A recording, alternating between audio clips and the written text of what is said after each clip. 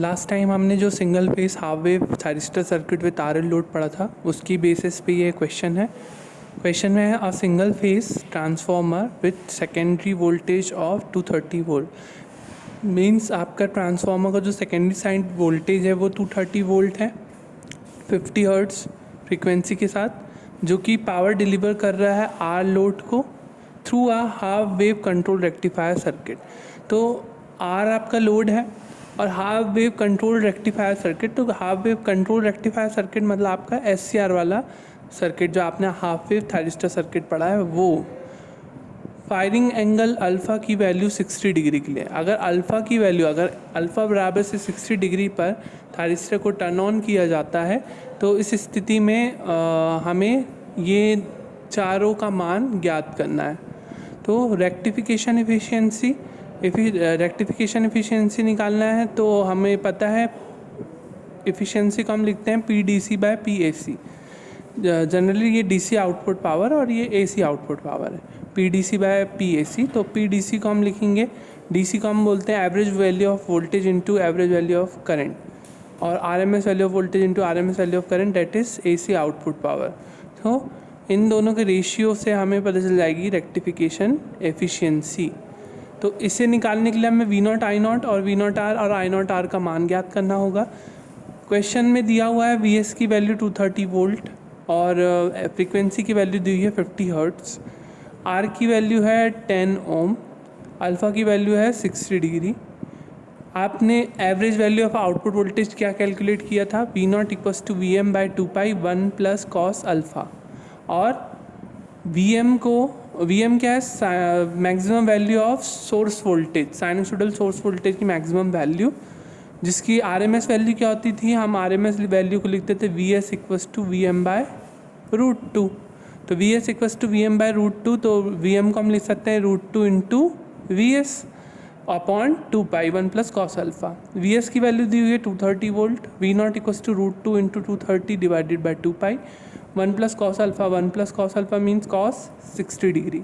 V0 की value यहाँ से आप कैलकुलेट करोगे कॉस 60 डिग्री की वैल्यू रखने के बाद तो 77.64 वोल्ट कुछ आएगा। I0 average value of output current is equals to V0/R, 77.64 upon 10 हो जाएगा, R की वैल्यू दी हुई है 10, तो ये आंसर आएगा 7.764।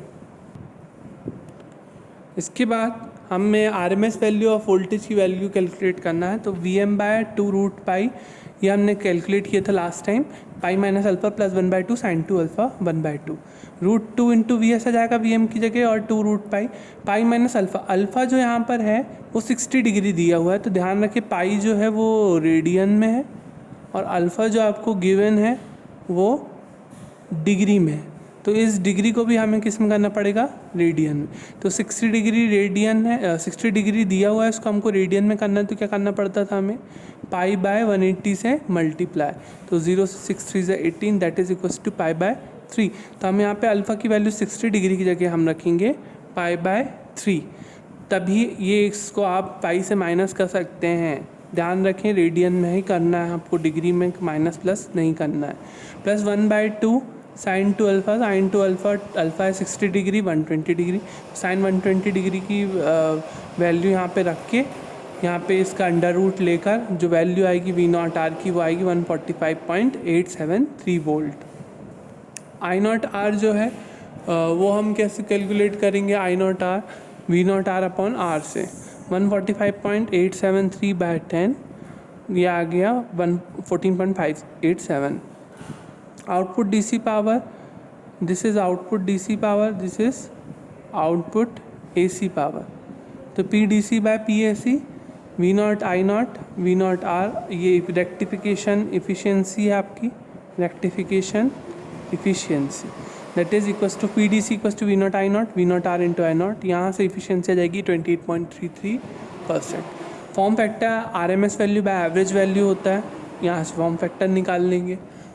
Voltage ripple factor under root of form factor square minus 1 under root 1.879 minus 1 equals to this one.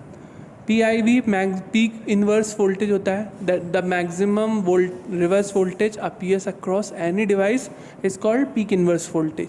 तो पीक इन्वर्स वोल्टेज जो मैक्सिमम रिवर्स वोल्टेज थायरिस्टर के अक्रॉस आ रहा था उसकी वर्किंग के दौरान single phase half wave control rectifier circuit में, वो कितना था -Vm। तो जनरली हम इसको क्या लिखेंगे, मैक्सिमम रिवर्स वोल्टेज जो अप्लाई हुआ वो Vm हुआ, √2 Vs, √2 × 230 वोल्ट। तो यहाँ से हमारा पीक इन्वर्स वोल्टेज की वैल्यू निकल जाएगी। नेक्स्ट सर्किट है हमारा single phase half wave circuit with RL load. तो single phase half wave circuit with RL load जो है हमारा यहाँ पे दिया हुआ है, this is equals to Vm sin omega t source voltage, this is thyristor and the load is RL, and V0 is the output voltage, I0 is the output current या load current, source current, that is voltage across thyristor, T is the thyristor here। तो यहाँ पे working के दौरान जब positive half cycle होती है, positive half cycle में भी प्लस माइनस हो जाता है और नेगेटिव हाफ साइकिल में माइनस प्लस हो जाता है। तो पॉजिटिव हाफ साइकिल के दौरान ये फॉरवर्ड बायस होगा, फॉरवर्ड बायस होगा सिर्फ पॉजिटिव हाफ साइकिल के दौरान। तो हम सिर्फ इसको पॉजिटिव हाफ साइकिल के दौरान ही टर्न ऑन कर सकते हैं, ये वाली साइकिल पे और ये वाली साइकिल पे। बाकी ये और ये साइकिल पे क्या हो जाएगा, रिवर्स बायस। तो इस और इस पॉइंट पर SCR को ऑन नहीं किया जा सकता। तो इसमें हमने एक अल्फ़ा ले लिया यहाँ पर और एक यहाँ पर ले लिया, जो कि हो सकता है कुछ 30 to 60 के बीच में होगी वैल्यू। तो यहाँ पे हमने एक अल्फ़ा ले लिया, इस पॉइंट को यहाँ पे अल्फ़ा ले लिया हमने, ये एंगल इतना क्या कहलाएगा, अल्फ़ा। 0 पाई 2 पाई 3 पाई 4 पाई इस प्रकार से पाई में हम आपको ये लिखना ज़रूरी है। अब यहाँ पर वर्किंग की देखा जाए तो ये पॉजिटिव हाफ साइकिल के दौरान जब जैसे ही SCR को पल्स दी जाएगी तो SCR ऑन होगा, मतलब क्लोज सर्किट, और करंट फ्लो होगा फ्रॉम सोर्स टू लोड। तो किस पॉइंट पे किया, ऑन इस पॉइंट पर। तो इस पॉइंट पर हमें जब ये करंट फ्लो होगा तभी इसके क्रॉस क्या होगा, वोल्टेज ड्रॉप होगा, नहीं तो इसके क्रॉस कोई वोल्टेज ड्रॉप नहीं होगा। तो जब ये करंट फ्लो होगा इस प्रकार से तो V0 इक्वल्स टू क्या होगा, Vs के। V0 की वैल्यू किसके बराबर होगी, Vs के, जब ये ऑन रहेगा। और जब ये ऑफ रहेगा तो इसके क्रॉस I0 की वैल्यू हो जाएगी 0, तो V0 की वैल्यू हो जाएगी 0। तो इस केस में जब करंट फ्लो होगा तो इस प्रकार से आप देख रहे हैं ये Vs के बराबर होगा। आप देख रहे होंगे इस पॉइंट के बाद भी इतना पार्ट हमें दिख रहा है नेगेटिव वाला, और आप देख रहे होंगे कि ये जो IS है इसकी वेव फॉर्म भी थोड़ी सी अलग है। ये प्रीवियस केस में ये वाला पोर्शन और करंट की ये वाली वेव फॉर्म इस तरीके से नहीं थी, परंतु इधर है, क्योंकि यहाँ पर चेंज किसकी वजह से आ रहा है, इंडक्टेंस की वजह से। इंडक्टेंस आप जानते हैं, इंडक्टेंस की एक प्रॉपर्टी होती है, inductance does not allow sudden change of current. तो यहाँ पर जब सडन चेंज ऑफ वोल्टेज होता है V0, तो I0 की वैल्यू एग्जैक्टली यहाँ पर इतनी एकदम से यहाँ पे नहीं बढ़ती। ध्यान रखें, जो करंट है वो धीरे धीरे बढ़ेगा, करंट धीरे धीरे बढ़ के अपने मैक्सिमम वैल्यू तक जाता है इस प्रकार से इस पॉइंट तक, और उसके बाद करंट डिक्रीज़ होता है जैसे ही वोल्टेज रिवर्स होने लगता है। तो आप देख रहे हैं V0 आपको मिल रहा है नेगेटिव पार्ट में भी। तो इस केस में ये होता है जब ये रिवर्स साइकिल आ जाती है, कब ये रिवर्स साइकिल, किस पॉइंट के बाद, इस पॉइंट के जैसी रिवर्स साइकिल आती है तो इसकी वजह से तो ये रिवर्स बायस हो जाएगा। परंतु इंडक्टेंस एनर्जी स्टोरिंग एलिमेंट है, तो ये अपनी एनर्जी स्टोर करता है in the form of electromagnetic field. तो ये करंट को एकदम से इस पॉइंट के बाद जीरो नहीं होने देता, यहाँ से ये ज़ीरो नहीं हो जाएगा, सडन चेंज नहीं होगा, इसकी वैल्यू धीरे धीरे घटेगी। मतलब इंडक्टेंस जो है वो फोर्स करेगा किसको, करंट को, I0 को। इंडक्टेंस L फोर्स करेगा करंट I0 को, जिससे वह सर्किट में प्रवाहित होते रहेगा जब तक कि उसकी एनर्जी रिलीज़ ना हो जाए। तो करंट का फ्लो जो है वो थोड़ी देर तक रहेगा, किसकी वजह से, इंडक्टेंस L की वजह से। और जो वोल्टेज अक्रॉस थायरिस्टर है वो क्या हो जाएगा, इंडक्टेंस की वजह से यहाँ से इस पॉइंट पर नेगेटिव, इस पॉइंट के बाद वोल्टेज किस में जाने लगेगा, नेगेटिव। और V0 की वैल्यू जैसे ही I0 की वैल्यू 0 हो जाती है वी नॉट की वैल्यू भी क्या जाएगी 0। तो ये जो एक्स्ट्रा पोर्शन हमें दिख रहा है यहाँ पर, ये इंडक्टेंस L की वजह से आता है, क्योंकि इस पॉइंट के बाद इंडक्टेंस जो है वो SCR को ऑफ नहीं होने देता, ऑफ नहीं होता है, जिसकी वजह से जो हमें ये पोर्शन दिख रहा है, इसके बाद हमें कंडक्शन का पोर्शन और मिलता है। तो अल्फ़ा से लेकर पाई तक के कंडक्शन होने के अलावा इसमें अल्फ़ा से लेकर कहाँ तक कंडक्शन हो जाता है, बीटा तक। तो ये इतना वोल्टेज एक्सटेंड हो जाता है किसकी वजह से, इंडक्टेंस L की वजह से, क्योंकि इंडक्टेंस L करंट को I0 को फ्लो कराता रहेगा। जब ये क्या बोलते हैं, नेगेटिव वोल्टेज आने के बावजूद भी करंट थोड़े समय तक फ्लो होता रहेगा। तो V0 की वैल्यू नेगेटिव होने की वजह से वोल्टेज तो नेगेटिव तो हो जाएगा, पर ऑफ टर्न ऑफ मतलब कब होगा, इस पॉइंट के बाद। और जैसे ये ऑफ होगा, I0 की वैल्यू जैसे 0 हो जाएगी, I0 0, और थारिस्टर तो वैसे ही रिवर्स बायस है, तो फिर इस पॉइंट के बाद हमें आउटपुट वोल्टेज प्राप्त नहीं होगा, क्योंकि ये ओपन सर्किटेड हो जाएगा। तो I0 की वैल्यू 0, V0 की वैल्यू भी 0। कब से कब तक, बीटा से लेकर ये 2 पाई प्लस अल्फ़ा तक।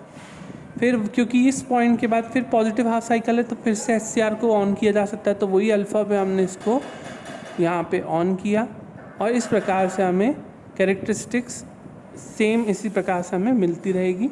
और वोल्टेज अक्रॉस थायरिस्टर हम ड्रॉ करेंगे, तो ध्यान रखें, जब जहाँ V0 नहीं है वहाँ आपका VT आ जाता है। देख लें, आप मैच कर सकते हैं, यहाँ V0 है तो यहाँ नहीं है, यहाँ V0 है तो यहाँ VT नहीं है, यहाँ VT है तो यहाँ V0 नहीं है, तो ये अपोजिट दिखते हैं जनरली। और अगर हमें कंसेप्चुअली बनाना है देखकर कि कैसे हुआ, तो जब SCR ऑफ रहेगा, SCR ऑन कब तक रहा, सिर्फ इस दौरान, T क्या रहा, ऑन रहा। तो इस दौरान SCR सिर्फ ऑन रहा, तो इस दौरान ही हमें आपको क्या मिलेगा, आउटपुट वोल्टेज। और आउटपुट वोल्टेज मिल रहा है तो मतलब SCR ऑन है, और SCR ऑन है तो उस दौरान वोल्टेज क्या होगा, 0। और जब तक 0 नहीं होगा उसके क्रॉस वोल्टेज आएगा VS का। तो जब ये पॉजिटिव था तो वो पॉजिटिव वोल्टेज आएगा, और जब इस पॉइंट के बाद ये पॉइंट के बाद ये नेगेटिव है, तो ये नेगेटिव वाला पार्ट हमें कहाँ दिखेगा, -VS इस VT के क्रॉस। तो यहाँ पर हमें नेगेटिव पोर्शन प्राप्त होगा। तो यहाँ पे आप देखेंगे ऐसा स्टीप पोर्शन है ना, लाइन है ये, इसको साइनसोइडल नहीं बनाइएगा ध्यान से। तो इस प्रकार से वोल्टेज अक्रॉस थायरिस्टर हमें प्राप्त होता है, और इसके पैरामीटर्स जो है हम अगली क्लास में डिस्कस करेंगे, क्योंकि इसके पैरामीटर्स थोड़ा हमें ज़्यादा देखने हैं, तो इससे हम नेक्स्ट क्लास में डिस्कस करेंगे।